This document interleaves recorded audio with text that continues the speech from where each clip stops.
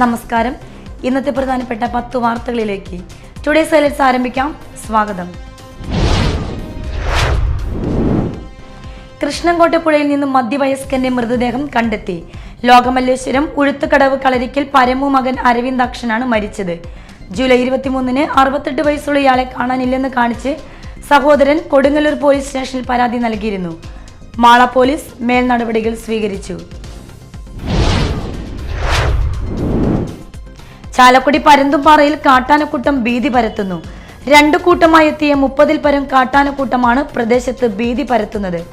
Vellikulangara forest റേഞ്ചിന് കീഴിൽ വരുന്ന മുപ്ലിയം ഫോറസ്റ്റ് സ്റ്റേഷൻ അതിർത്തിയിലെ പരുന്തുംപാറയിലാണ് കാട്ടാനക്കൂട്ടം വിരഹിക്കുന്നത്. ശ്രീനാരായണപുരം പഞ്ചായത്തിന്റെ കിഴക്കൻ മേഖലകളിൽ മാസങ്ങളായി കുടിവെള്ളമില്ല. യാതൊരു നടപടിയും സ്വീകരിക്കാതെ വാട്ടർ അതോറിറ്റി. കോതപ്പറമ്പ് കിഴക്ക് ഭാഗത്താണ് വാട്ടർ അതോറിറ്റിയുടെ കുടിവെള്ളം എത്താത്തത്. നാട്ടിക ഫർക്കെ ശുദ്ധജല പദ്ധതി പ്രകാരമാണ് ഇവിടേക്ക് വെള്ളം എത്തുന്നത്.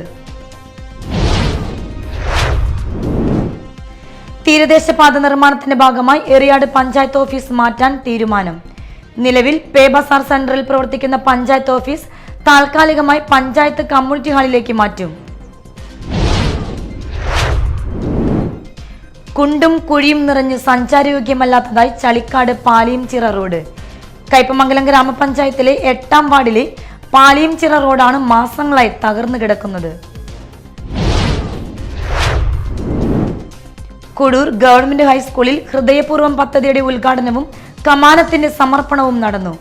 പഠനോപകരണങ്ങൾ വാങ്ങുന്നതിന് പ്രയാസം നേരിടുന്ന വിദ്യാലയത്തിലെ കുട്ടികൾക്ക് വർഷം മുഴുവൻ അവ ലഭ്യമാക്കുന്ന പദ്ധതിയാണ് ഹൃദയപൂർവ്വം.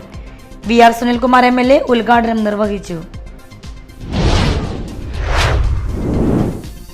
സിനിമയിൽ അഭിനയിക്കാൻ അവസരം നൽകാമെന്ന് പറഞ്ഞ് ആമ്പല്ലൂർ സ്വദേശിയിൽ നിന്നും 15.5 ലക്ഷം രൂപ തട്ടിയെടുത്ത പ്രതിയെ പുതുക്കാട് പോലീസ് അറസ്റ്റ് ചെയ്തു.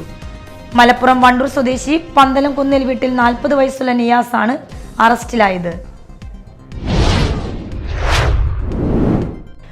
ഓരോ ജലാശയത്തിന് സമീപവും ജലരക്ഷാ ഉപകരണങ്ങൾ സ്ഥാപിക്കേണ്ടതുണ്ടെന്നും അതിനായി മുന്നോട്ട് വരുന്നവർക്ക് എല്ലാവിധ സഹകരണവും നൽകുമെന്നും ET ടൈസൺ MLA പറഞ്ഞു. കാർഗിൽ യുദ്ധവിജയത്തിന്റെ സ്മരണയിൽ രാജ്യം. യുദ്ധവിജയത്തിന്റെ 25-ാം വാർഷിക ദിനമായ ഇന്ന് Mala Snehagiri holy child CEMHSS സ്കൂളിൽ കാർഗിൽ ദിനാഘോഷം സംഘടിപ്പിച്ചു. മാള പഞ്ചായത്ത് പ്രസിഡന്റ് ശ്രീമതി ബിന്ദു ബാബു ഉദ്ഘാടനം ചെയ്തു.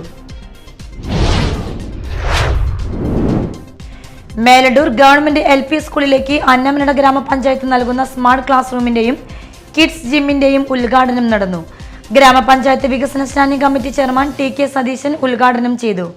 വാർഡ് മെമ്പർ സുനിത സജീവൻ അധ്യക്ഷത വഹിച്ചു.